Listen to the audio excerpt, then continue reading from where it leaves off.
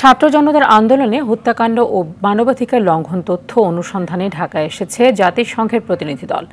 জাতিসংঘের তথ্যানুসন্ধান মিশনের অংশ হিসেবে প্রাথমিক কারিগরি দল এক সপ্তাহের সফরে ঢাকায় অবস্থান করবে। তবে তারা চাইলে সময় বাড়তে পারে বলে জানায় পররাষ্ট্র মন্ত্রণালয়। শুরু হতে যাওয়া তদন্তে কিভাবে বাংলাদেশকে সহযোগিতা করা যায় তা নিয়ে আলোচনা হওয়ার কথা রয়েছে।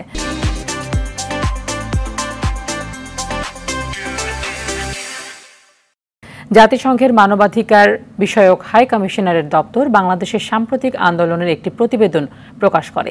সেখানে বলা হয়, কোটা সংস্কার আন্দোলন ঘিরে বিক্ষোভ দমনে আইনশৃঙ্খলা রক্ষাকারী বাহিনীর বিরুদ্ধে অপ্রয়োজনীয় ও মাত্রাতিরিক্ত বল প্রয়োগের গুরুতর ও বিশ্বাসযোগ্য অভিযোগ রয়েছে।